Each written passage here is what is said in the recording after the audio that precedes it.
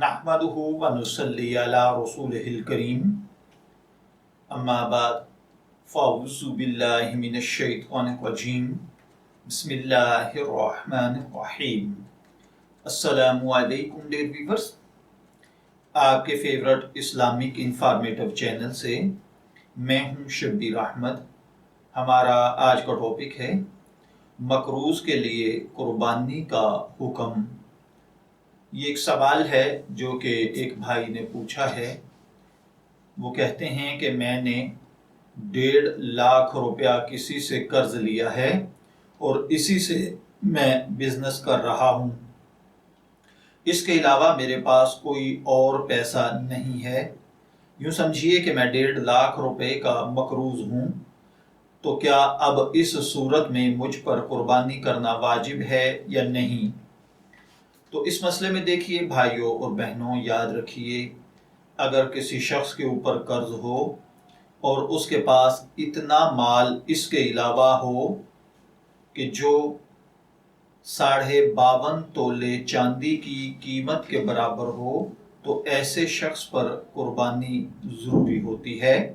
इसको कुछ मज़ीद इस तरीके से समझ लीजिए कि अगर आपके पास इतना माल है कि वो सिर्फ़ और सिर्फ वाजिबुल अदा कर्ज के बराबर है, यानी आपके पास जो 1.5 लाख रुपया कर्ज है वही 1.5 लाख रुपए का आपके पास माल तिजारत यानी बिजनेस के अंदर आपके पास जो इन्वेस्टमेंट है, जो आपने सामान परचेज किया हुआ है, वही 1.5 लाख रुपए का है और 1.5 लाख रुपया ही आपने कर्ज पे करना है।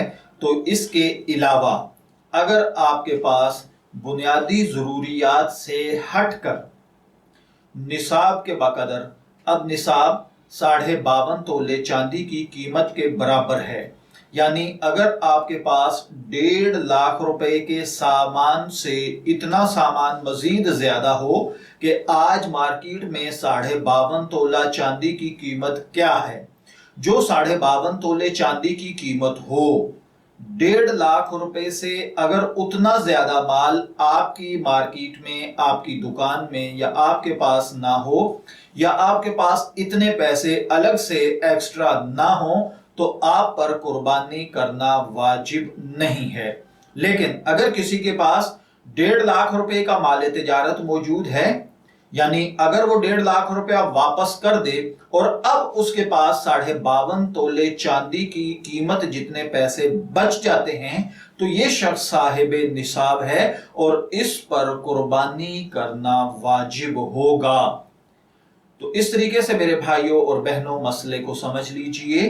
मैं दुआगो हूं कि अल्लाह ताला हमें इन बातों को समझकर इनके मुताबिक अमल करने की तौफीक अता फरमाए।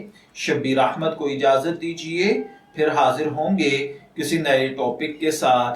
तब तक के लिए अल्लाह हाफिज।